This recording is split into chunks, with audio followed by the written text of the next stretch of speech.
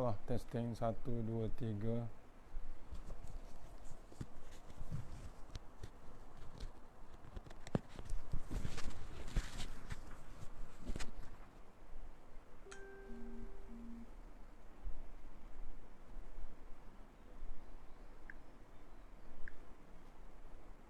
InsyaAllah testing 1, 2, 3. Mohon komen suara pagi ni untuk program di Kampung Sawah, Kampung Pacitan dan Kampung Bukit Pelanduk untuk Korea, untuk Korea, Kampung Sawah, Kampung Pacitan dan Kampung Bukit Pelanduk, insyaAllah. Mudah-mudahan saya share grup kampung, insyaAllah.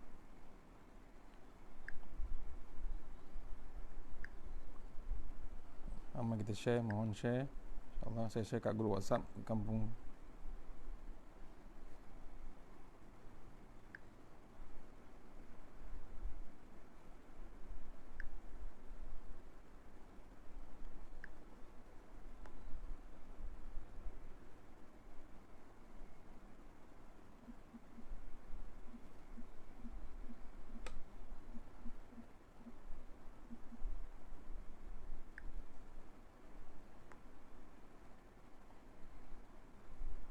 Mohon share Cik Asmadi, grup Kampung Sawah, grup Bukit Pelanduk, grup Pacitan, insyaAllah.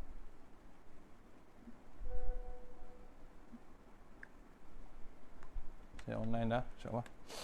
Komen sikit, suara jelas, insyaAllah. Mohon komen.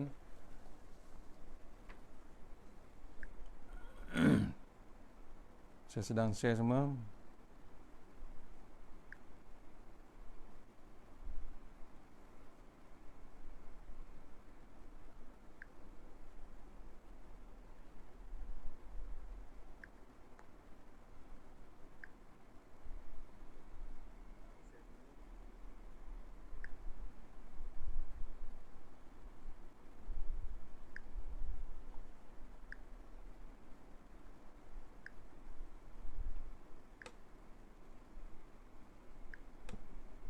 Grup SKKS Sekolah Kampung Sawah, insyaAllah.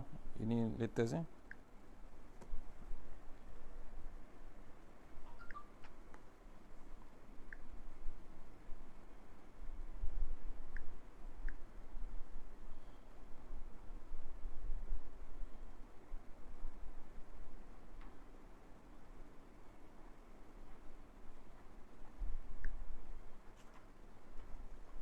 insyaAllah.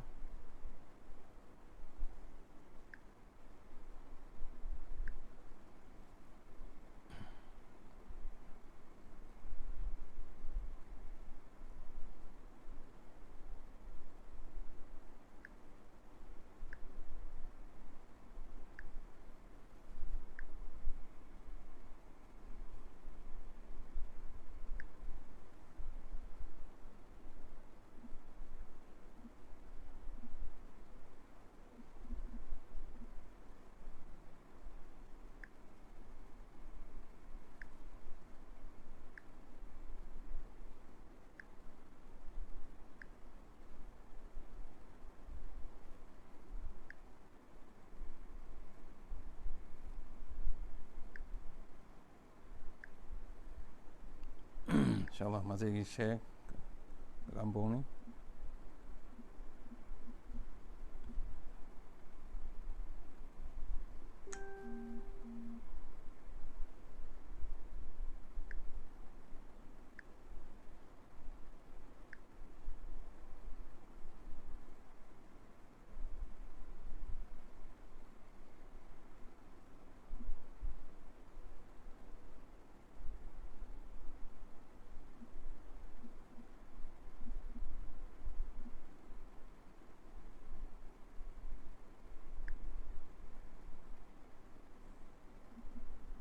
Lukut saya share, insyaAllah. Lukut, insyaAllah.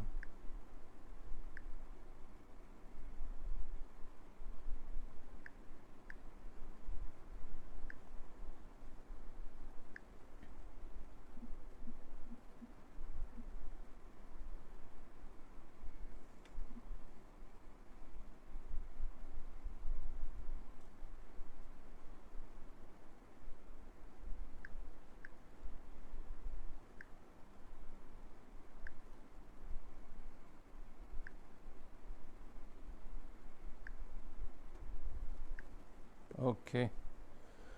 Sama-sama kita share pagi ni. Mudah-mudahan pengisian pagi ni kita dapat bawa menghadap Allah Ta'ala, insyaAllah. Assalamualaikum warahmatullahi wabarakatuh. Alhamdulillah Rabbil Alamin. Wassalatu wassalamu ala asyrafil mursalin wa ala alihi washabihi ajma'in. A'udzu billahi minan nar min syarril kuffar min ghadabil jabbar wal izzatu lillahi wa rasulih. Allahumma ghnina bihalalin harami wa min siwa bismika Allahumma ya daim ya hayyu ya fardu ya wid ya ahad ya samad. Allahumma shalli ala Muhammad wa ala ali Muhammad. Bismillahirrahmanirrahim. Bismillah ma sya'allah la yasuqu ya Allah. Bismillah ma sya'allah la yasrifu su'a ya Allah. Bismillah ma sya'allah makana min ni'matin fa min Allah. Bismillah ma sya'allah la ya'ti bil hasanati ya Allah. Bismillah ma sya'allah la hawla wa la quwwata illa billahil aliyyil azim. InsyaAllah, alhamdulillah jumpa lagi untuk pengisian Ramadan waktu duha ni. Mudah-mudahan pengisian yang sebentar ini dapat kita bawa menghadap Allah Ta'ala di amal masa, insyaAllah. Pagi ni untuk kampung, penduduk kampung Sawah, penduduk kampung Pacitan, penduduk Chua, kampung Bukit Pelanduk, kampung saya, InsyaAllah mudah-mudahan sama-sama share kita pagi ni. Kita tak boleh kuliah di sana, kita tak boleh jumpa sana, kita dalam PKP lagi, PB online. Harap semua kampung memang hebat semua, memang ada online semua, insyaAllah. Mudah-mudahan kita share pagi ni untuk peringatan kita sambil kita berpuasa, sambil kita menghayati bulan Ramadan, insyaAllah. Tapi sebelum kita mulakan kuliah pagi ni, kita hadiahkan Al-Fatihah untuk guru saya, Tuan Guru Datuk Ismail Kamus, yang baru saja pergi meninggalkan kita. InsyaAllah. Al-Fatihah. A'udzubillahi minasyaitonirrajim. Bismillahirrahmanirrahim. Alhamdulillah. Iyyaka na'budu.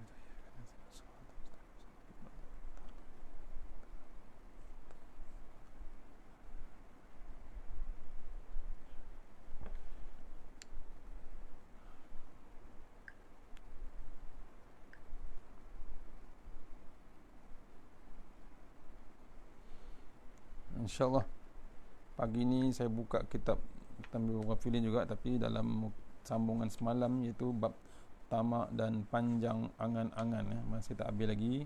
Ini saya akan sentuh bab Ramadan, iaitu bab nuzul Quran, ulang balik yang Ramadan, insyaAllah. Sama-sama sampai di kitab, boleh buka muka surat 240, bab tamak dan panjang angan-angan, insyaAllah. A'udzubillahi minasyaitonirrajim. Ini kitab peringatan bagi yang lupa. Yang saya selalu baca di masjid Kampung Sawah, insyaAllah.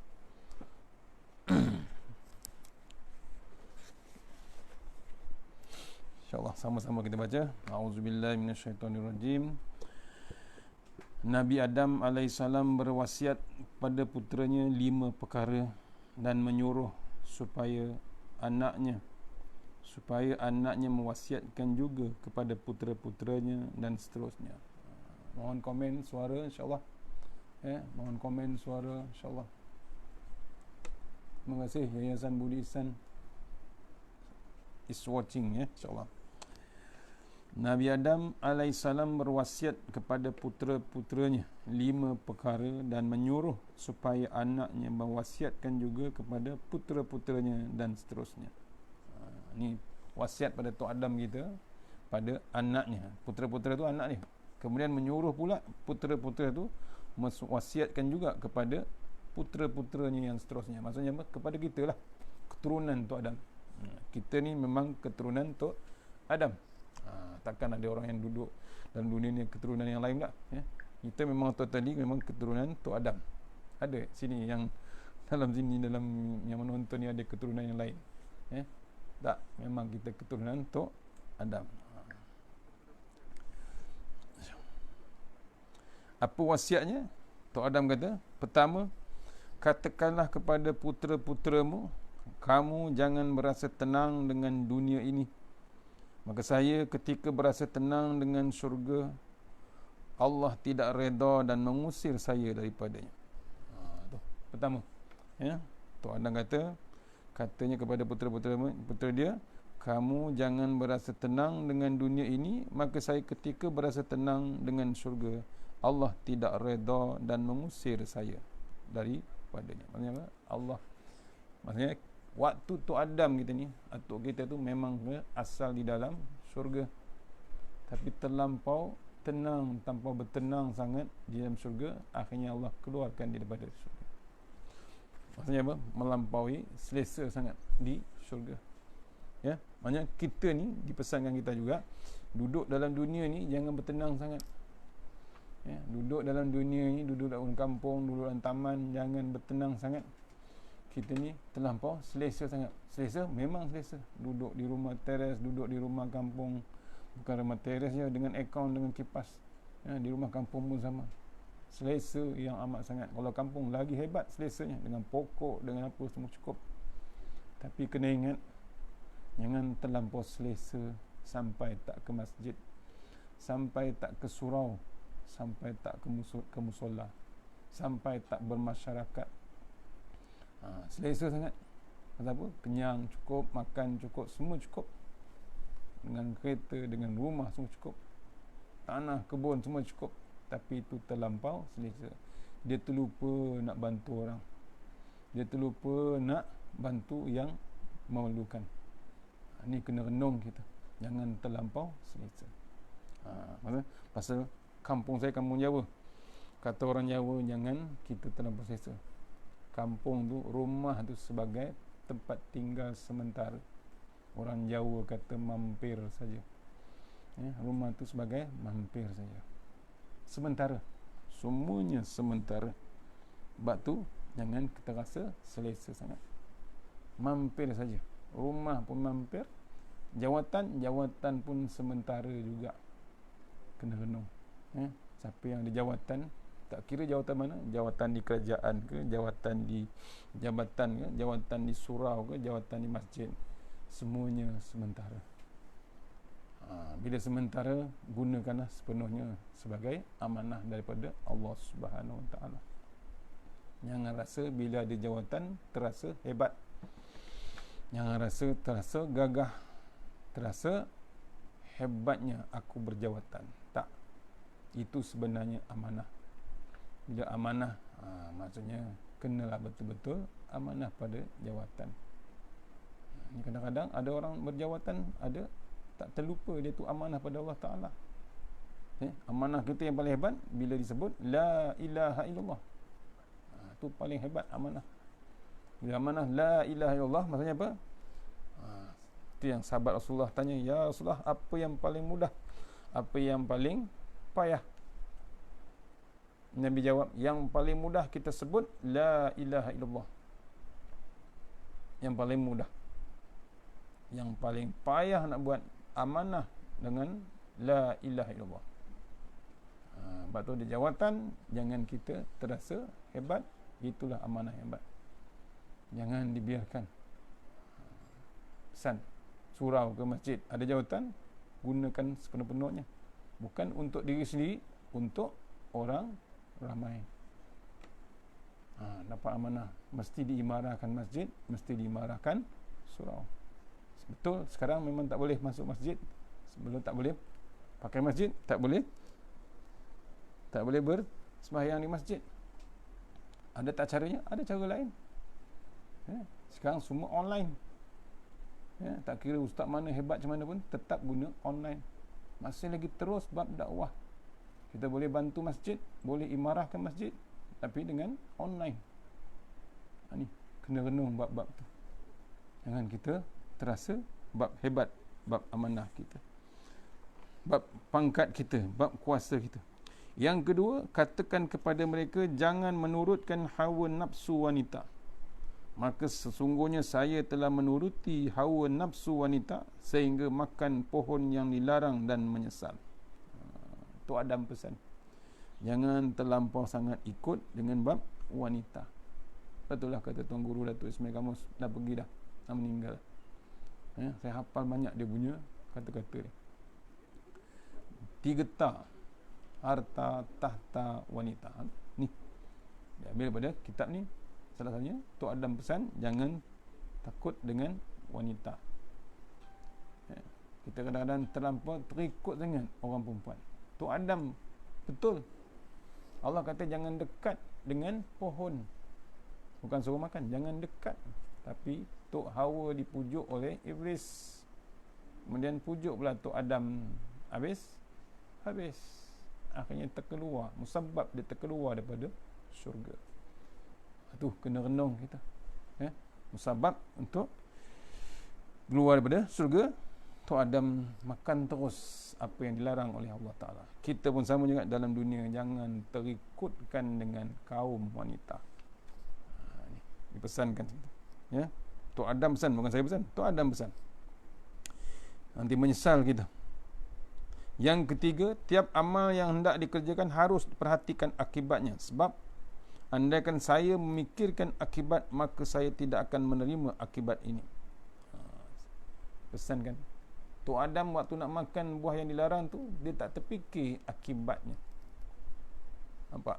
Akhirnya dia pesan kat kita, menyesal tadi, menyesal pasal apa? Bila makan benda tu, tercampak dia ke dalam dunia.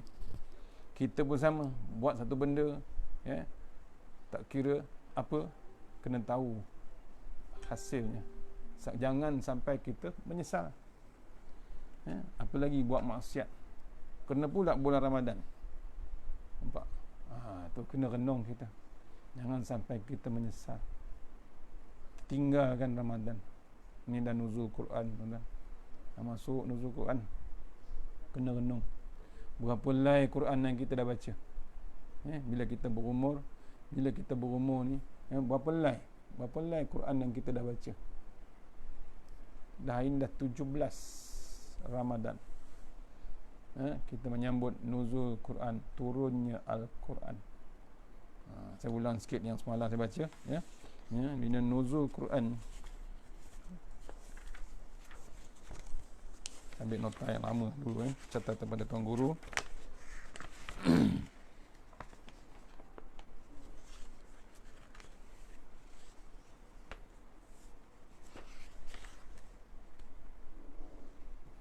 Sebenarnya berada bulan Ramadan, bulan turunnya Quran. Bulan Ramadan ni hebatnya ada anugerah Al-Quran, diturunkan Quran.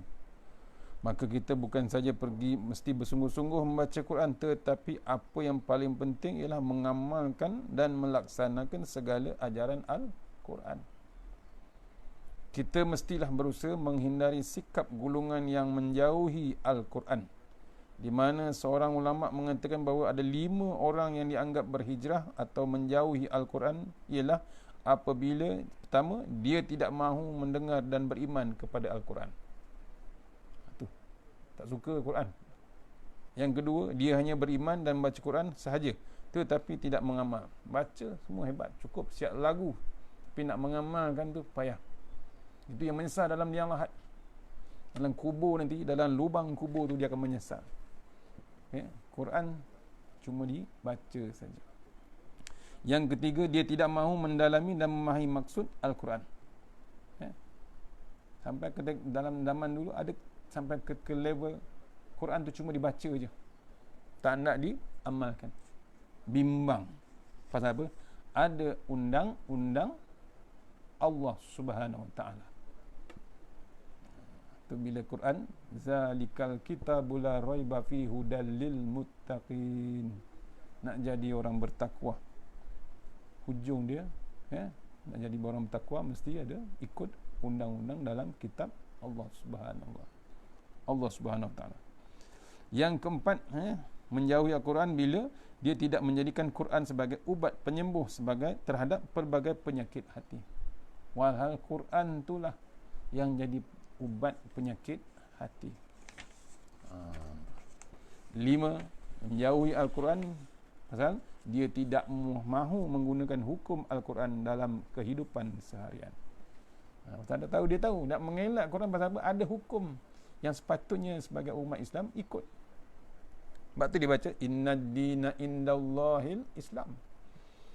Hanya daripada pagi bangun tidur sampai tidur balik ikut Islam. Kita tidur ada doa, kita bangun tidur pun ada doa, kita keluar rumah pun ada doa. Bismillah tawakkaltu 'alallah wala haula wala quwata illa billahil aliyyil azim.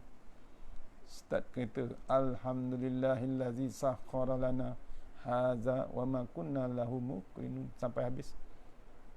Dah bunyi dah kereta, dah hidup dah kereta. Ada lagi doa? Ada. Bismillahi majriha wa mursaha inna rabbi la ghafurur rahim. Semua Quran tunjukkan. Ada lagi perisai? Ada. Untuk apa? Untuk rumah. Nak tinggalkan rumah, balik kampung. Ada perisai? Ada. Kaf, ha, ya, ain, sad, ha, mim, ain, sin, qaf. Bukan satu surah, huruf saja. Tambah surah Yasin. Wa ja'alna min baini aydihim sadda wa min khalfihim saddan fa'aghshaynahum fahum la yubsirun. Tiup rumah kita. Yakin kita bergantung dengan Allah Subhanahu Wa Taala.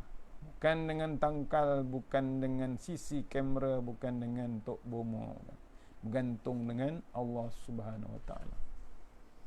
Tu Quran, tuan-tuan. Nampak? Tu 5 orang yang menggunakan tak nak, tidak mahu menggunakan hukum Al-Quran. Rasulullah SAW telah berpesan tentang cara terbaik menyelamatkan diri daripada kekacauan dan bala bencana, iaitu berpegang teguh dengan Al-Quran. Ni hebat sekarang ni di Malaysia, alhamdulillah. Tengah hari ada tadabbur dengan Al-Quran, terjemah, tafsir, semua cukup. Sampai ke level 3 juta orang menonton TV Al-Hijrah. Alhamdulillah. Maksudnya apa? Orang Malaysia kita ni, orang Islam kita ni dah sayang balik Al-Quran. Kalau kita ni dah 17 Ramadan masih lagi tak sentuh Quran, apa yang kita nak jawab dengan Allah Ta'ala? Ya. Lepas tu Al-Quran ni menjadi pemutus, ya. Hebatnya Rasulullah SAW menyatakan istimewanya Quran ni, antaranya ialah Quran ni menjadi pemutus antara yang hak dan yang batil, bukan keterangan yang olok-olok. Dalam Quran tak ada yang olok-olok, semuanya yang hak dan yang batil. Tu. Yang kedua, Quran ni istimewanya, golongan sombong angkuh yang meninggalkan Quran akan dibinasakan Allah Ta'ala. Siapa yang mencari petunjuk selain Al-Quran akan disesatkan Allah Ta'ala. Siapa yang lain kitab, cari lain kitab, dia tak hendak Al-Quran, sesat. Tu yang Nabi pesan, ya. Umatku dia dah siapkan 2, kalau tak ikut 2 tu sesat. Pertama Al-Quran, kedua sunnah Rasulullah SAW. Yang ketiga, Quran merupakan tali Allah yang teguh kukuh, jalan yang lurus di mana berpegang teguh kepada ajarannya, maka hawa nafsu tidak akan menyeleweng dan terpesong. Quran tu sebagai tali penghubung pada Allah Ta'ala. Sebab tu jangan lepas peluang Quran. Tak kira umur berapa ke, tak kira umur kita muda ataupun tua, Quran tu jangan lepaslah. Ya, jangan Ramadan saja. Yang 11 bulan yang bukan Ramadan pun kena pegang. Ya, bukan pegang, baca sekali, tengok ayat sekali.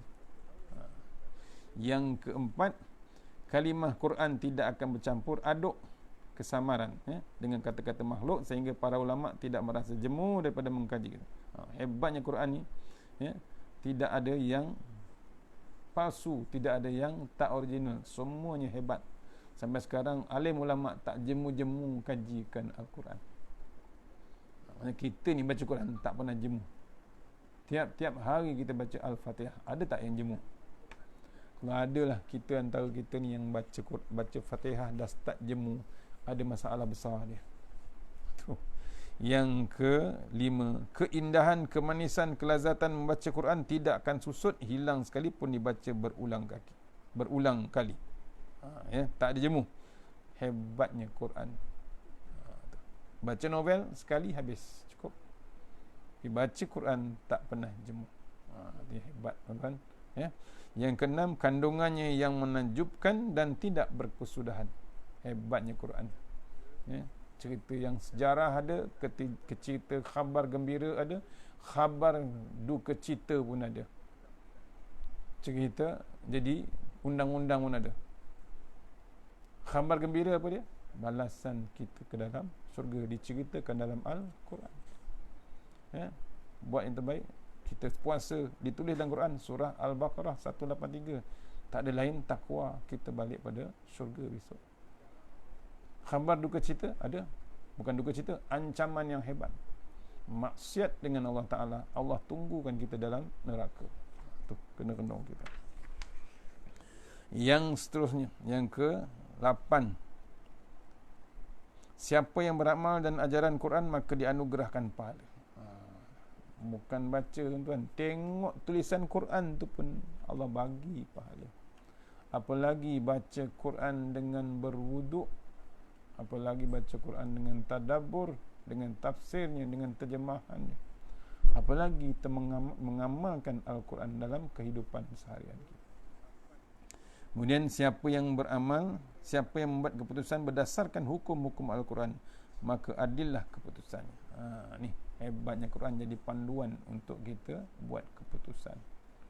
Tak kira dia aguk, tak kira dia hakim apa pun, tapi dengan Quran lah dia jadi dia punya guideline. Tak ada yang hadil seadil-adilnya. Itulah Al-Quran hebatnya. Yang ke-10, siapa yang berdakwah supaya orang ramai menuruti ajaran Quran, sudah tentu dia dan mereka akan beroleh hidayah petunjuk ke jalan yang lurus. Tu dakwah kita, jangan guna benda lain, guna Al-Quran. Itulah yang dapat bagi orang hidayah. Pada pasal Al-Quran tu daripada Allah Subhanahu Wa Taala. Tu 10 keistimewaan Al-Quran, ya, sebenarnya dengan nuzul Quran. Balik pada kitab tadi, yang pertama, Adam pesan jangan kita bertenang sangat dalam dunia. Yang kedua, Adam pesan pada mereka jangan menurutkan hawa nafsu wanita. Yang ketiga, tu Adam pesan tiap amal hendaklah dikerjakan, harus diperhatikan akibatnya. Yang keempat, jika hati kita tidak tenang, yakni goncang, maka hindarilah perbuatan itu, sebab saya ketika akan makan pohon larangan itu goncang hatiku, tetapi tidak saya hiraukan, maka saya menyesal. Tu Adam waktu dia nak makan buah yang dilarang oleh Allah Subhanahu Wa Taala tu, sebenarnya dia berdebar. Sepatutnya bila berdebar tu maksudnya larilah. Orang yang nak buat maksiat zaman kita ni, kalau nak buat maksiat, berdebar tak? Berdebar pasal apa? Dia tahu tu yang haram, itu yang tidak halal, itu memang dosa, itu yang memang Allah marah, itu yang dengan panggil maksiat dengan Allah Ta'ala. Tapi dia buat juga, tapi dalam hati tu bergoncang, berdebar. Betul tak betul? Nak buat maksiat memang berdebar, tuan-tuan. Tak kira siapa dia, memang berdebar. Sebab tu bila kita nak mengelakkan ni, kita berfatwa pada diri kita sendiri. Dekatlah dengan Allah Ta'ala. Dekatlah dengan Allah Ta'ala. Jaga solat kita, jaga zikir kita, jaga doa kita, jaga Quran kita. Contoh simple je. Puan Guru Datuk Ismail Kamus ni pernah ceritakan kami dulu, waktu dia nak ceramah di Langkawi. Ulama' ni dijaga tak Allah Ta'ala? Allah jaga ulama' ni. Waktu dia nak berceramah di Langkawi, masa balik tu dia nak belikan anak cucu dia coklat. Waktu dia nak beli coklat tu, kedai dekat airport tu, ulama' ni memang Tuhan jaga. Waktu dia nak beli coklat tu, dia dah ambil dah semua, dia dah pilih semua longgok nak buat untuk cucu. Waktu nak mengira tu, tokek tu kata, Ustaz, ini tak boleh beli semua, 3 saja boleh, lain tak boleh. Ustaz pun tanya, kenapa? Tak ada halal. Yang bagi tahu tu tidak Islam. Tengok hebatnya Allah jaga, hebatnya Allah jaga ulama tu. Masa dia ceramah di silap dia Langkawi kot. Tu dia kena renung kita. Tu satu lagi cerita, waktu di dalam kapal terbang, waktu nak makan, waktu makan tu nak dihidangkan, suruh pilih menu nak makan tu. Ustaz pun pilih lauk ikan, dia tak nak makan ayam. Saya tak nak cakap syarikat apa. So, pramugari tu bagi tahu Ustaz, ikan tak boleh, ayam boleh. pelik lah. Ya. Tak pun berdebar lah. Kenapa tak boleh pula ikan? Kena sembelih ke? Allah jaga ulama' tu kan. Ya. Allah jaga ulama'. Akhirnya tanya. Pramugari tu kata, ayam tu boleh makan pasal apa? Dia disembelih dan digoreng di kuali yang bersih, halal. Ikan tu sepatutnya boleh makan, tapi dimasak dengan kuali yang tidak halal. Kuali tu memang dah dimasak dengan binatang tu lagi. Tu. Sebab tuan, Allah jaga tak? Ni kena renung. Kita pun sama. Kalau kita jaga amalan kita, jaga urusan kita, jaga bab kehidupan kita dengan Allah Ta'ala, Allah jaga kita. Bukan kita saja, keluarga jaga. Tak berani kita nak ambil yang haram. Sebab tu kadang-kadang kita berhenti depan kedai, kita kadang berdebar. Betul kedai tu boleh makan, tapi kadang berdebar. Kita tengok mi, kita tengok fishball, kita tengok mi kuih tiaw, tengok kadang-kadang berdebar. Cuak dia. Kita jadi rasa cuak. Kata Tuan Guru Datuk Ismail Kamus, bila kita ni berdebar, Tuan Guru kata apa? Berfatwa lah kita. Fatwa macam mana? Ada kedai lain yang boleh kita makan. Angkat kaki, jalan. Tak payah tunggu. Ini cerita. Ya? Bila kita berdebar, berfatwa pada diri kita sendiri. Yang keempat, hati berguncang. Yang kelima, bermesyuaratlah dalam semua urusan, sebab andaikan saya mesyuaratkan dengan malaikat, tidak akan terkena akibat ini. Patutnya kita bermesyuarat. Kita bermesyuarat. Patutnya Tok Adam menanya pada malaikat-malaikat, boleh makan ataupun tidak. Sepatutnya. Itu kena renung kita. Tuhan tanya kadang kita tak perasan.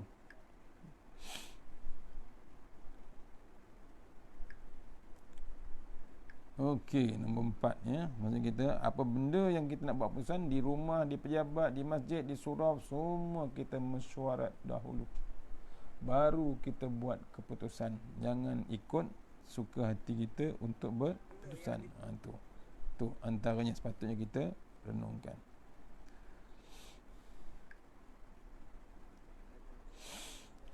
Okey, terus pada perenggan yang seterusnya, Syakiki Al-Bakhiki.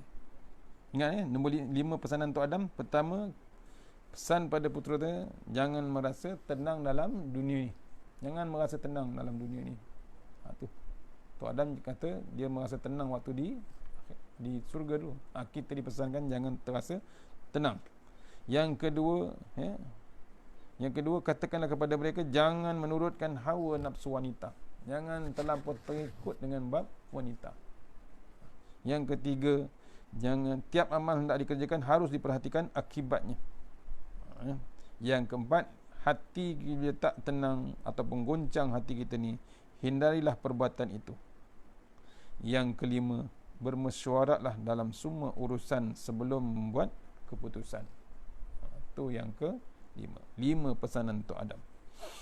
Syakiki Al-Bakhi berkata, saya telah menyimpulkan 4,000 hadis 400 dan dari 400 kepada 40 dan dari 40 kepada 4 hadis. Yang pertama, hadis tersebut menyentuh jangan mengikat hatimu kepada wanita. Sebab ia hari ini untukmu dan esok hari untuk orang lain. Bila engkau tunduk padanya, maka ia akan memasukkan engkau ke dalam neraka. Ini pun satu pesanan. Ada 4 pesanan. Jangan ikat hati kita dengan wanita. Kita kadang-kadang dengan dunia ni, zaman sekarang lah, terikat dengan wanita. Tu yang orang lelaki habis dengan bab wanita. Hebat macam mana orang lelaki, tokoh ilmuwan ke, tokoh politik ke apa, tokoh filem ke, artis ke, kadang-kadang hilang, jatuh dia pasal wanita. Dipesankan sahabat, kadang-kadang sampai ke dalam neraka, tercampak ke dalam neraka pasal wanita. Yang kedua, jangan mengikat hatimu pada harta, sebab harta itu pinjaman ini. Ya, ini hari hakmu dan ini hari hakmu dan esok hari hak orang lain, maka jangan susah payah dirimu untuk kesenangan orang lain. Maka senangnya buat lain orang dan tanggungannya, dosanya engkau yang tanggung sendiri. Hebat. Ya. Makanya kita ni jangan terikat dengan bab harta, terkejar-kejar dengan harta, subuh keluar balik malam, subuh keluar balik malam. Kejarkan duit, kejarkan pencarian, kejarkan rezeki yang hebat. Nak kaya raya, simpan semua harta. Akhirnya, ya, cukup masa pencit mati kita. Harta tinggal. Untungnya siapa? Anak dan isteri. Akhirnya orang buat harta, orang gunakan harta tu yang ditinggalkan pula, yang ditinggalkan waris dia tinggalkan, tak berilmu, ilmu agama tak ada. Akhirnya waris tu menghabiskan hartanya dengan membuat dosa. Siapa yang tanggung? Yang mati tu kita lah. Nampak? Berjuta hartanya, tapi berjuta pula dosa yang ditanggungnya oleh waris dia sendiri, bukan orang lain. Sebab tu jangan terlampau yakin dengan hebatnya harta. Sebab tu jangan terikat dengan harta. Yang ketiga, tinggalkan apa yang ragu dalam hatimu, sebab hati seorang mukmin goncang dalam syubhat dan lari dari yang haram dan tenang dalam yang halal. Ni, ya. Bila kita ragu-ragu macam tadilah, goncang, berdebar kita. Maksudnya kita dalam hati kita berdebar. Maksudnya seorang mukmin goncang dalam syubhat, tahu benda tu rasuah, tahu benda tu haram, tahu benda-benda yang syubhat. Maksudnya larilah daripada yang haram. Ya, bila lari pada yang haram, sebab hati orang mukmin goncang dalam syubhat dan lari daripada haram, dia tenang dalam yang halal. Pak, lari pada yang haram. Dia tahu tu syubhat. Dia tahu harta tu harta yang sepatutnya difaraidkan, dibahagi-bahagi secara hukum Islam, tapi dia tak hendak.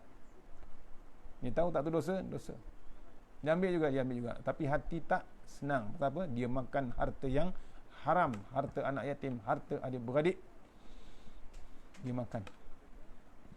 Dia risau? Dia bukan risau, dia bimbang sebenarnya.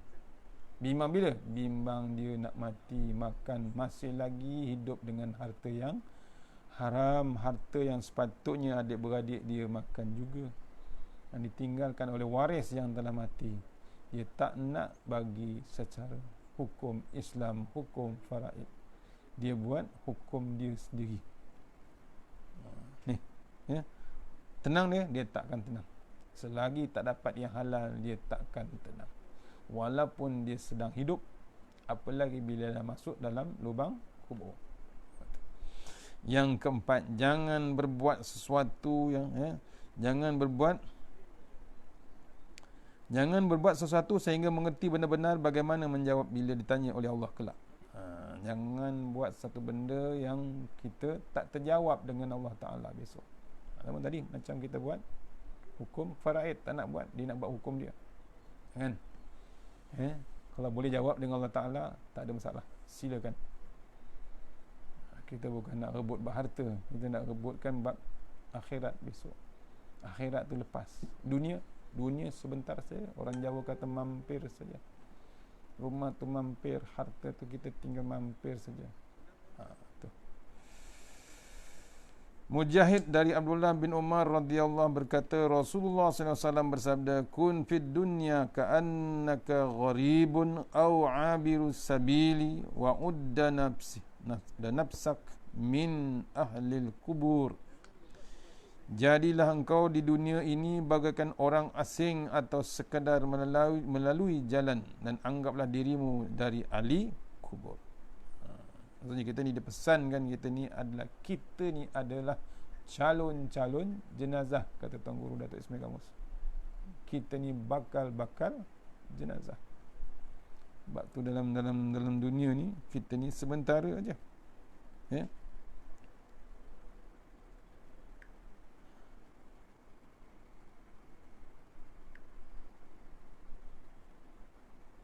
Sekejap saya nak tengok kata-kata tuan guru. Share dengan tuan-tuan. Banyak kata-kata dia ya.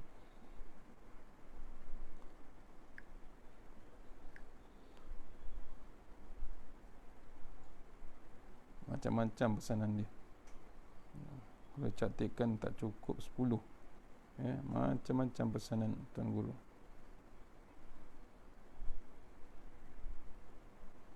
Ada sini kawan saya share 34 mutiara kata Ustaz Datuk Ismail Kamus. Ini 34, yang dekat saya ada lagi ya. Kita baca antara kata-kata dia. Kata ketua ulama ni, dalam perjuangan penat akan hilang tetapi pahala akan berpanjangan. Ni contoh bila kita berjuang, contohnya ni kita nak menegakkan yang halal, menegakkan yang Islam ya. Memang penat tu hebat, tapi penat tu hilang bila pahala dia berpanjangan. Penat tu hilang, pahala berpanjangan. Tu sebab tu nak buat fikir nombor 4 tadi, apa benda yang kita nak buat tu kena fikir apa yang Allah akan balas besok. Yang best tu kita boleh jawab dengan Allah Ta'ala. Yang best tu Allah bagi pula pahala. Yang kedua, memang baik jadi orang yang penting, tapi lebih penting menjadi orang baik. Betul Tok Guru ni. Memang baik menjadi orang penting, tetapi lebih penting menjadi orang baik. Kita betul jadi orang penting, bagus, tapi yang paling penting ialah menjadi orang baik. Kadang baik jadi apa? Jadi orang penting hebat, tapi bila nak jadi orang baik susah. Terbabit pula, syubhat lah, macam-macam. Yang ketiga, kita bukan gila kuasa, tetapi kita mahu mengambil kuasa daripada orang gila. Betul tak betul? Betul lah ya. Dah teruk sangat pentadbiran, dah teruk sangat organisasi tu ya. Apa lagi bagilah orang lain. Kita dah lama, kita ada lagi generasi yang hebat, generasi Al-Quran, generasi Islam, generasi profesional Islam. Bagilah mengikut Al-Quran, generasi yang taat Allah, taat Rasul. Kita kadang-kadang ketinggalan, tak nak lepas, tak nak lepaskan kuasa, tak nak lepaskan pentadbiran. Sayang sangat. Ni tak ada kena-mengena dengan semasa. Yang keempat, bukan kematian itu harus ditakuti, tetapi kehidupan setelah kematian itu harus ditakuti.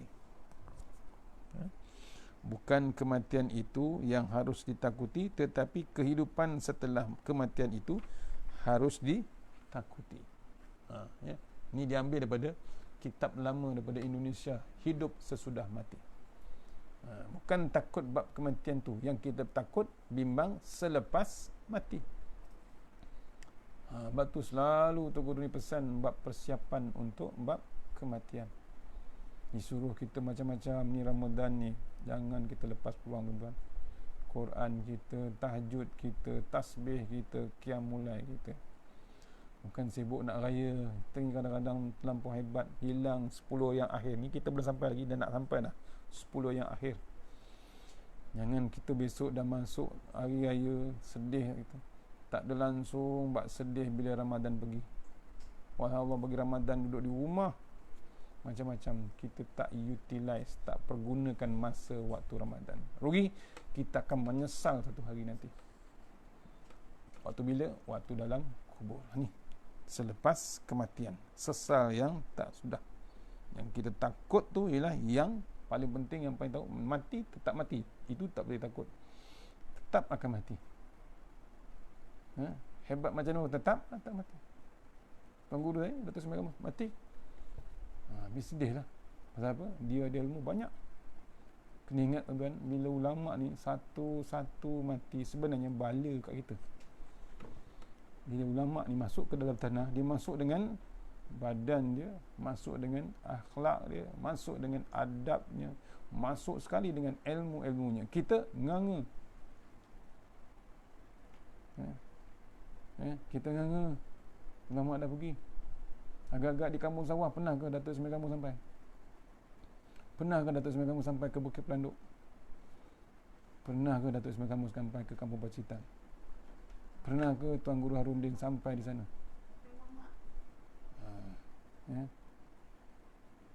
Kami beruntung, Tuan Guru Datuk Seri Kamus pernah sampai rumah kami. Pasal kami mengaji dengan Datuk Seri Kamus. Itu kena renung kita. Tuan Guru pernah sampai ke rumah kami, cuma tak berpeluang di masjid Kampung Sawah di Surau Bukit Pelanduk.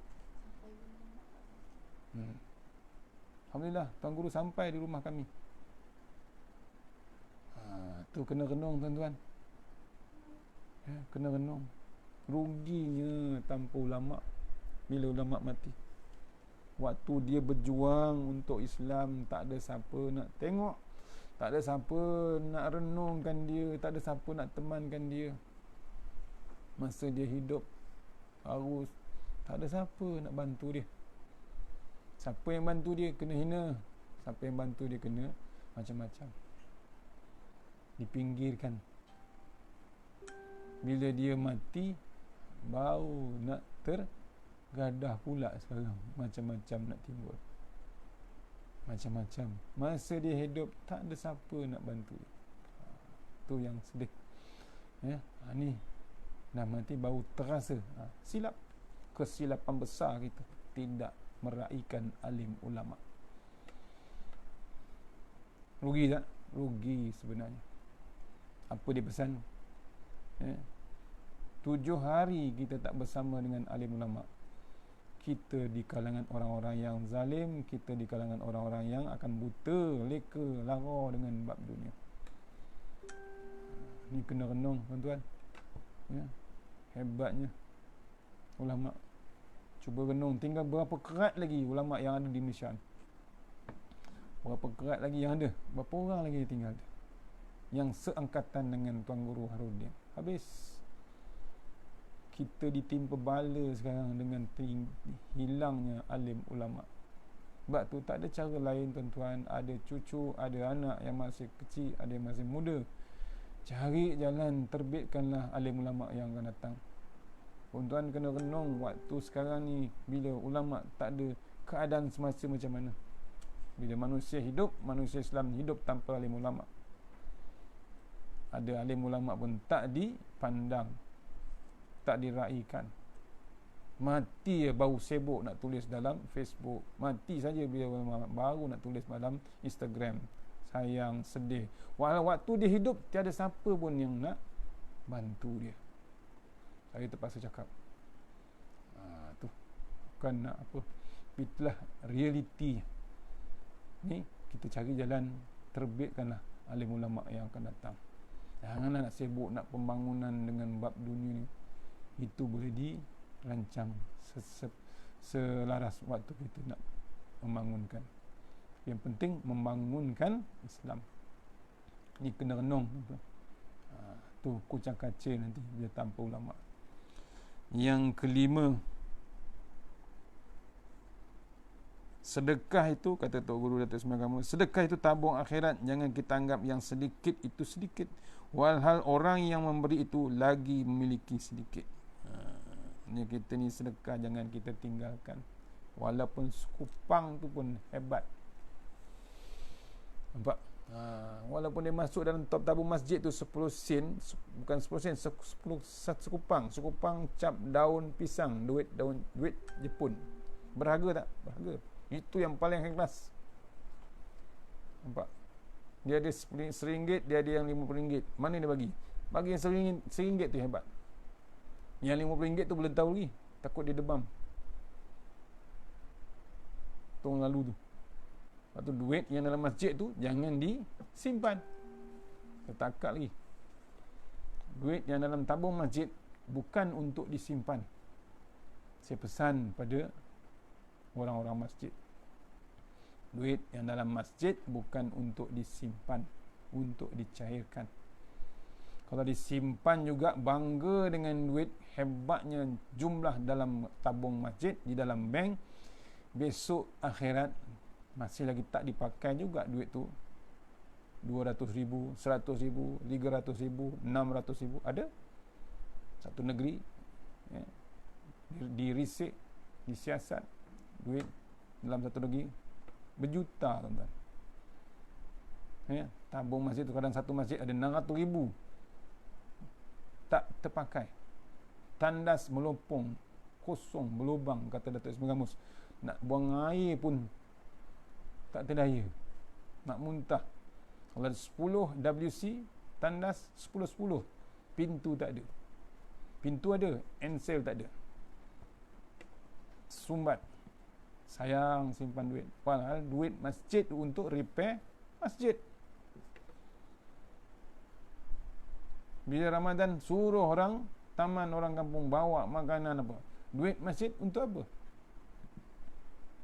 Bila bencana datang, duit masjid untuk apa? Tu Datuk Mufti kata, guna duit masjid, cairkan. Itulah, bila kita tak cairkan duit masjid, tak digunakan duit masjid, bangga sangat jadi pegang duit masjid. Besok di akhirat, orang yang sedekah 10 kupang tu, sekupang tu besok akan claim, mana pahala aku, duit aku yang bagi tu mana, apa yang kau buat? Sila jawab. Itu antaranya diamanahkan pada Tuan Guru. Jangan jadi macam burung unta. Burung bukan, unta pun bukan. Sama macam manusia, nak kata Islam pun bukan, bukan Islam pun bukan. Waktu nikah Islam, mati pun ikut Islam, tapi masa hidup tak nak ikut Islam. Ni Tok Guru kata, ya, jangan jadi macam burung unta. Kenal burung unta? Besar tinggi tu, tegak leher dia. Nama panggil burung unta. Tengok rupa, tak ada rupa unta pun. Burung pun tak ada burung unta. Yang saya tak boleh lupa kata Datuk Ismail Gamus kata, cerita burung unta ni, waktu dia kan duduk kawasan gurun. Bila dia kena serang, bila dikejar oleh musuh, dia menyorok. Dia pergi ke semak dekat gurun tu kan sikit-sikit semak. Dia menyorok bukan satu badan. Dia menyorokkan kepala dia. Dia kata orang tak nampak, padahal badan dia orang nampak. Maksudnya kita ni, kata tu guru, nak buat dosa, jangan kata orang tak nampak, Tuhan nampak. Itu macam-macam kata dalaman dia tu, hebat. Ni kata jangan jadi burung jadi burung unta. Unta pun tidak, unta pun bukan, burung pun bukan. Maksudnya apa? Sama macam manusia. Nak katakan Islam pun bukan, bukan Islam pun bukan.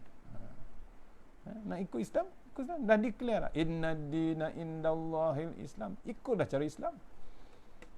Dah tahu arak tu haram, kenapa nak ikut yang lain? Dah bunuh orang dah, yang mabuk minum arak. Berapa orang dah kena bunuh, kena langgar dengan pemabuk akibat minum arak. Dah berapa orang? Polis pun langgar. Polis yang tak ada salah apa pun, duduk jaga, tunggu, cek dalam PKP, dilanggar macam tu je, macam haiwan. Lepas tu tak boleh pemabuk je hukum, kena hukum yang menjual arak, kena tutup. Kena tutup kilang arak, kena tutup kedai arak. Pasal kita dah mengaku Islam. Jangan kita berdalih-dalih pula, nak kabur-kabur pula, nak mentedarah benda-benda yang haram. Cakap keras. Saya sampaikan pada Tok Guru. Jangan jadi burung unta. Tu. Waktu Islam dia bila? Waktu dia nikah ikut cara Islam. Waktu nikah di Islam. Waktu kahwin di Islam. Waktu mati pun ikut Islam. Waktu dia hidup tak nak ikut Islam. Mulut dia kata inna dina indallahil Islam. Allah. Yang ke-7, dunia bukan tempat berehat tetapi tempat beribadah. Kena ingat, dunia ni bukan untuk berehat.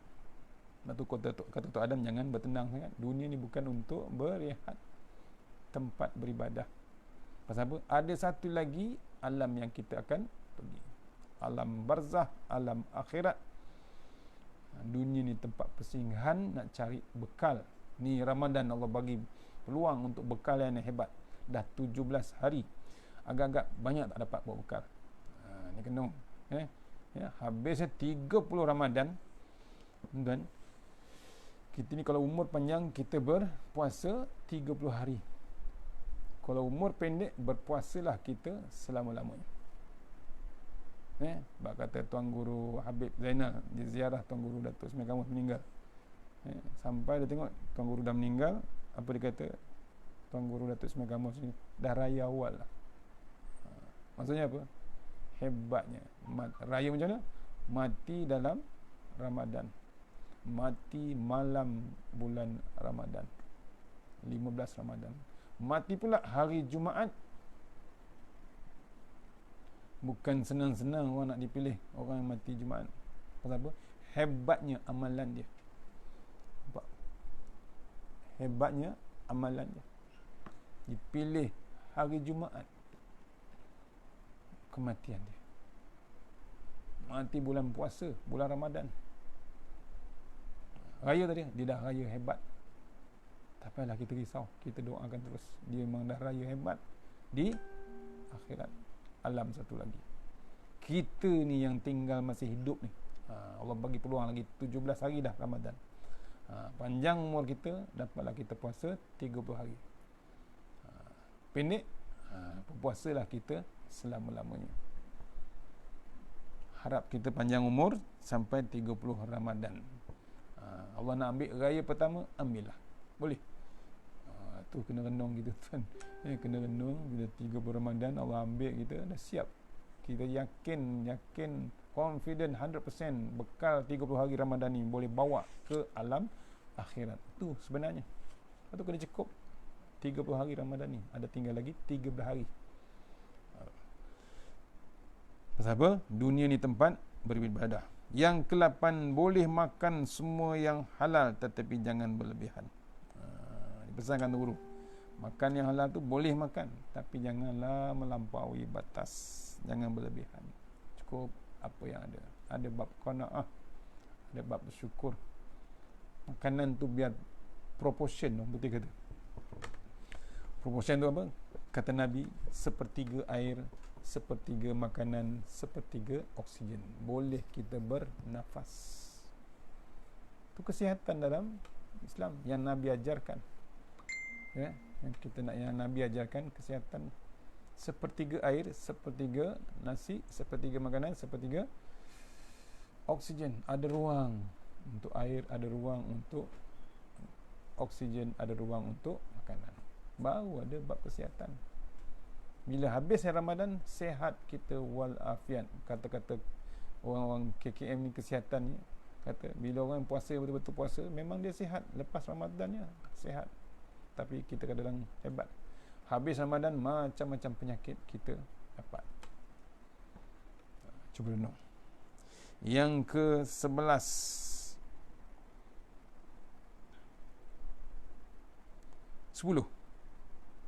bila kita tidur, jantung kita jalan. Bila kita berlari, jantung kita berjalan. Bila kita berhenti, jantung kita jalan. Bila jantung kita berhenti, kita pun jalan. Tu lawak dia. Jantung kita ni, semua benda dia tetap pump, tak berhenti dia. Tu. Waktu bila dia berhenti, bila kita jalan. Bila kita mati, jantung tu berhenti dah.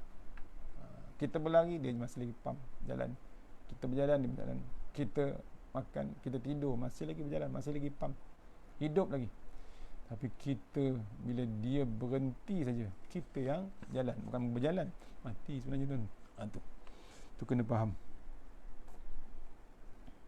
Yang ke-11, kau dah. Yang ke-11, kalau seksa neraka boleh dilihat dengan mata, masjid 16 tingkat pun takkan muat untuk jemaah untuk tunaikan solat. Bila orang dapat dah tengok keadaan neraka tu, keadaan suasana neraka tu, bila Allah tunjukkan sebenarnya, orang dapat tengok masjid tetap penuh. Bukan penuh, walaupun 16 tingkat semua penuh. Bukan pasal tengok neraka kan. Kalau dia tahulah tarikh kematian dia tu, fulan bin fulan akan mati, lahir sekian-sekian, ditulis dalam surat beranak. Dan surat beranak tu ditulis fulan bin fulan mati sekian, hidup lahir sekian. Lepas tu bawah tu nurse tulis lagi fulan bin fulan tarikh kematian pun ada juga. Apa jadi? Penuh juga, bukan 16 ringgit, penuh juga semua. Sebab dia tahu tarikh kematian. Tu kata tu guru, bila berselisih tu Pak Haji dengan Pak Haji tu, ke mana Pak Haji? Pergi ke masjid, pasal apa? Tinggal lagi seminggu nak mati dah. Tu nampak, tu bab mati.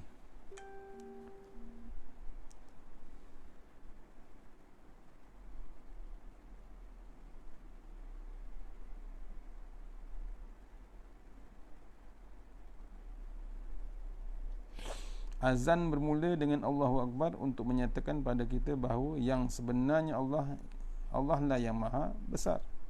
Diikuti dengan pengakuan Tuhan yang wajib disembah ialah Allah, dan diakui Nabi Muhammad sebagai Nabi Allah. Lepas tu baru laungan ajak solat. Tu. Jadi bila azan tu hebatnya kebesaran Allah Subhanahu Wa Taala. Untuk dakwah, untuk tarik, untuk panggil orang menghadap Allah. Cukup masa menghadap Allah Ta'ala. Itu bila azan, carilah jalan. Kan dah tak boleh pergi masjid, apa gitu kan? Kita azan lah kat rumah. Takkan tak tahu azan? Dah berapa lama kahwin? Dah berapa lama dah beranak pinak dah? Takkan salah seorang dalam rumah tu. Takkan ayah pun tak tahu azan. Selalu pergi masjid, selalu pergi surau. Takkan tak tahu, takkan tak hafal azan. Qomat. Ada orang tak tahu azan. Ada orang tak tahu nak qomat. Bukan tu je, nak mengucap pun ada yang tak tahu. Ada kes nak nikahkan anak, dites wali dia ayah dia. Tak boleh. Bukan tak boleh, dia confuse. Yang mana selawat, yang mana mengucap. Bila suruh berselawat, dia mengucap. Bila suruh dia mengucap, dia berselawat. Ada berlaku. Terpaksa khususkan ayah dia tu sebelum jadi wali. Allah Ta'ala. Rupanya memang tak tahu sembahyang. Ini kena orang tu. Kan tu kena cari. Sebab kata ulama dipesankan pada AJK masjid, AJK surau, cari Korea dalam kawasan kita. Cari Korea yang dalam kawasan kita yang memang ada, pasti ada yang tak tahu baca Quran. Yang ada pasti lagi mungkin tak tahu solat. InsyaAllah. Thank you Tumin Rabbit Farm Production, sahabat. Alhamdulillah. Thank you sokongan. Dipesankan oleh alim ulama, carilah AJK masjid, AJK surau, carilah sahabat-sahabat taman kampung yang masih tak tahu Al-Quran. Kena kesan, kena sayang diorang. Jangan dibiarkan mati dalam keadaan tak tahu Quran. Yang paling sedih sikit, tak tahu dengan bab sembahyang. Ada tak? Ada. Kami pernah jumpa. Kami pernah buat program motivasi solat. Bukan untuk budak-budak, untuk orang tua. Kami bukan test, kami ajak baca sama-sama, nak dengar cara bacaan dia. Bukan tak betul baca dia, tak boleh baca. Apa dia? Al-Fatihah. Umur dah 80 tahun, baru balik Mekah umrah. Apa jadi tuan-tuan dengan sembahyang dia? Apa jadi dia pergi ke kiblat mana? Pergi ke Kaabah? Apa jadi? Ni kena renung kita. Jangan dibiarkan sahabat-sahabat kita di kampung, di taman. Jangan dibiarkan. Itu sepatutnya salah satu antara tugas-tugas di masjid, di surau. Bukan dapat jawatan saja. Cari sahabat-sahabat yang lain yang masih tak tahu Quran. Kena dakwah. Jangan tunggu. Kadang-kadang kesian, mati tak ada sepatah pun ayat Al-Quran. Kami pernah jumpa orang tua, dia tahu anak kami baca Quran, disuruhnya anak kami baca Quran. Bila anak-anak kami baca seorang-orang, ingatkan dia nak test lagu ke apa, suruh baca 4 orang, 4 tu baca. sebelum pergi Turki tu. Bila baca tu mengalir air mata orang tua tu. Akhirnya declare makcik sebenarnya tak tahu baca Quran. Makcik tak ada peluang untuk belajar Al-Quran. Makcik sayang Quran, tapi tak ada peluang untuk baca Quran.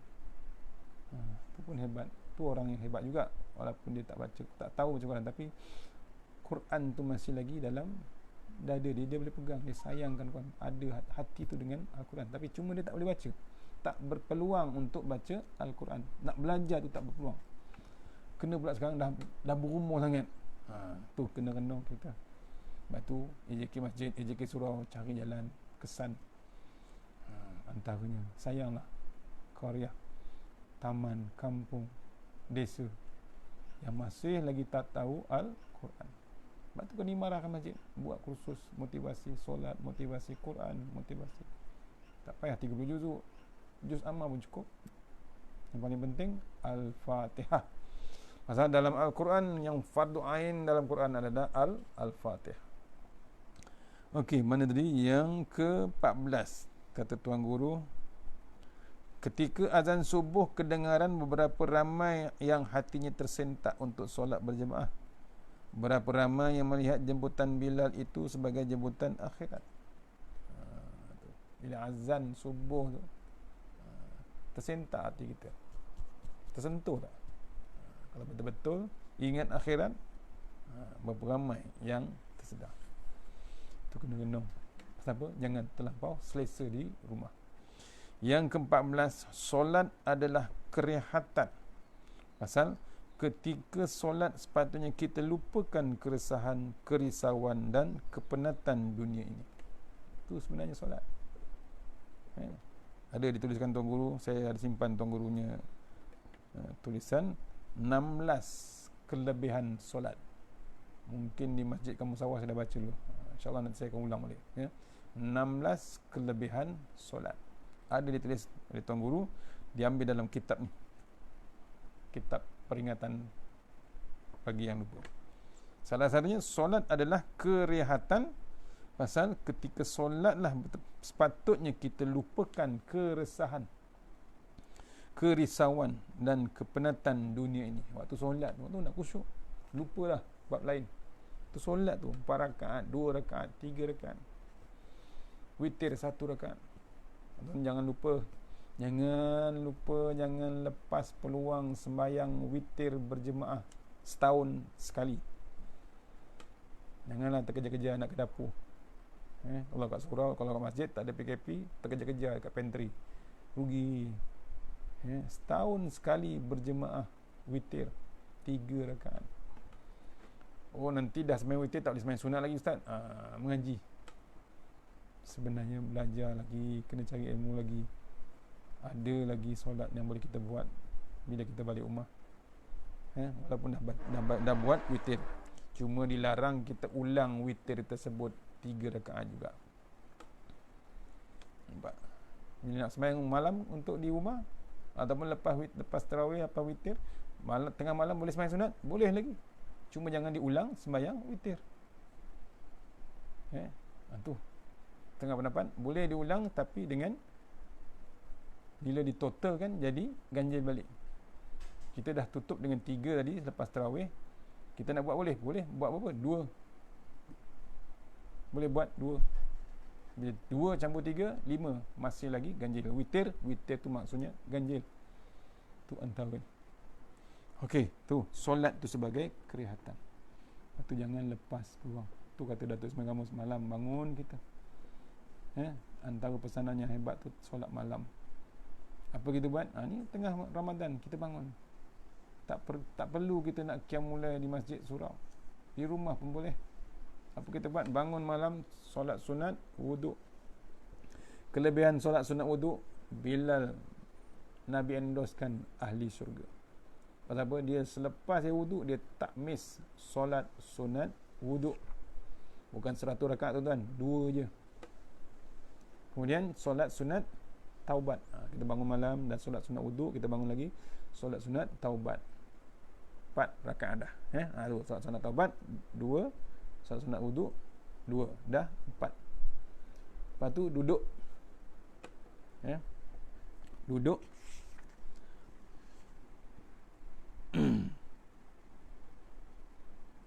Kita duduk, jangan teruskan tahajud, ya. Apa kita buat? Zikir. Sebelum teruskan tahajud, kita zikir. Apa zikir dia? Yang pertama, Allahu Akbar 10 kali.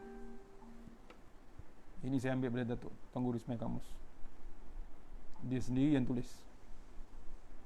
Allahu Akbar 10 kali. Alhamdulillah 10 kali. Sebelum kita tahajud. Kemudian Subhanallah wa bihamdihi 10 kali. Subhanal Malikul Quddus 10 kali. Subhanallahil Azim 10 kali. Kemudian La ilaha illallah 10 kali. La ilaha illallah tu bukan macam tahlil. La ilaha illallah tu 10 kali.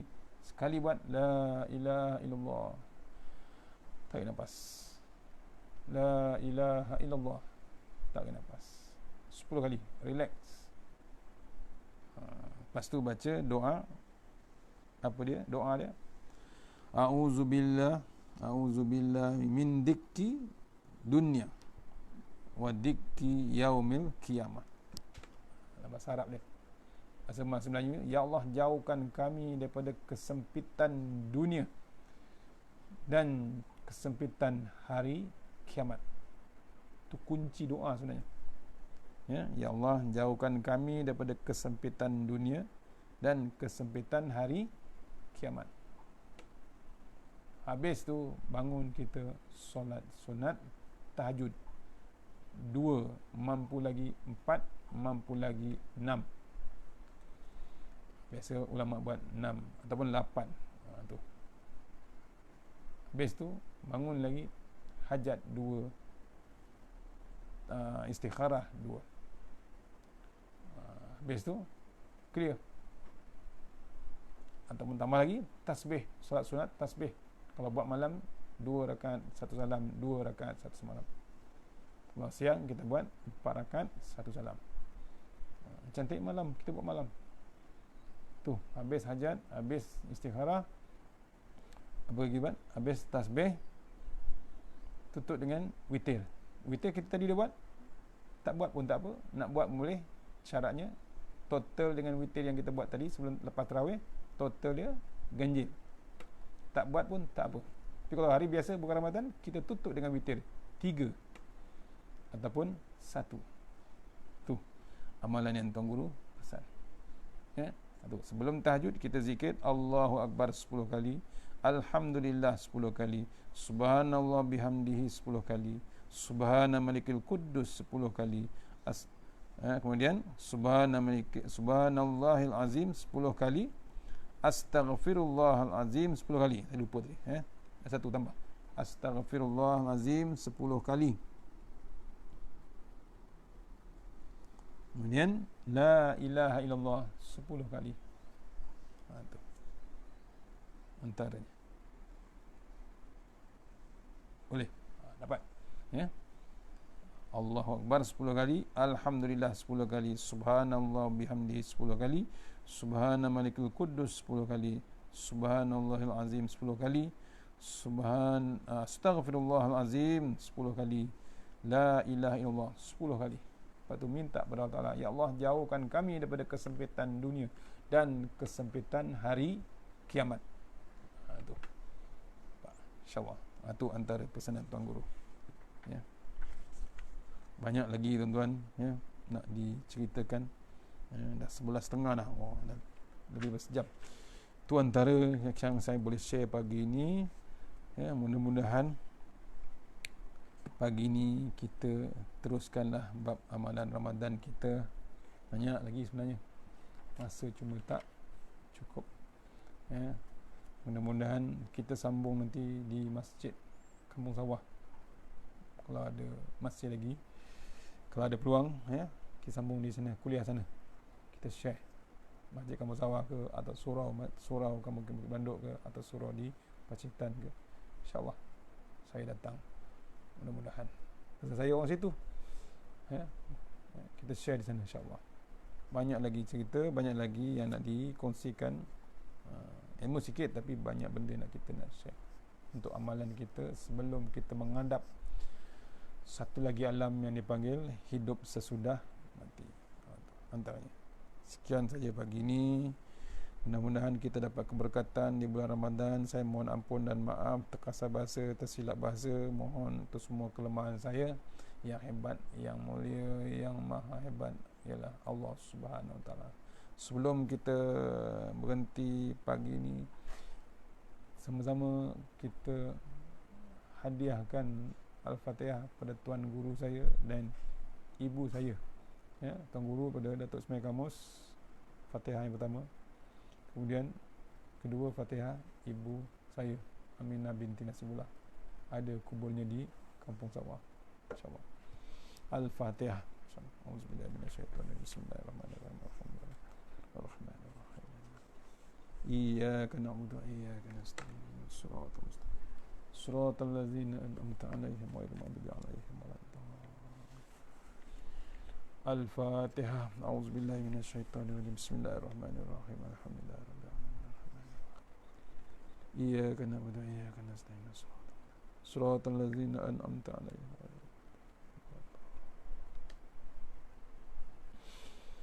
A'udzubillahi minasyaitonirrajim. Bismillahirrahmanirrahim. Allahumma tawwil a'marana wa sahih ajsadana wa nawwir qulubana wa sabbir imanana wa ahsin a'malana wa si' arzaqana wa ilal khairi qaribna wa ani syarri amrina wa qdiha wajna fid din wa dunya wal akhirah.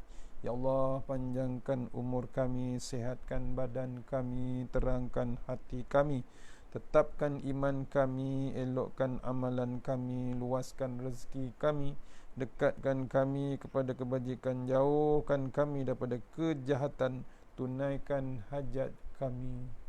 Rabbana atina fid dunya hasanah wa fil akhirati wa qina azabannar wa qina azabannar. Bismillahirrahmanirrahim. Bismillahi masyaallah la yasuqu khairallah. Bismillahi masyaallah la yasrifu suwaillah. Bismillahi masyaallah makana min ni'matin faminallah. Bismillahi masyaallah la ya'ti bil hasanati ilallah. Bismillahi masyaallah la hawla wa la quwata illa billahil aliyyil azim. Bismillahirrahmanirrahim. Bismillahil asma. Bismillahirrahmanirrahim. La yadurru ma asmi azza. Bismillahil kafi. Bismillahil mu'afi. Bismillahirrahmanirrahim. La yadurru ma asmi syai'un fil ard wa la fis samai wa samiu alim. Bismillahi ala nafsi wa dini. Bismillahi ala wa mali. Bismillahi ala kulli syai'in a'tani rabbi. Allahu akbar, Allahu akbar, Allahu akbar. Allahu rabbi la usyriku bihi syai'an nazajaruka wa jalla tanaruka wa taqaddasat asma'uka wa la ilaha ghairuk. Allahumma inni a'udzubika min syarri kulli jabbarin anid wa a'udzubika min syarri kulli syaitanin marid wa min syarri qada'is su wa min syarri kulli dabbah anta akhizum bi nasiyatiha. Inna rabbi ala siratim mustaqim. Rabbana la tuzigh qulubana ba'da idh hadaytana wa hab lana min ladunka rahmah innaka antal wahhab.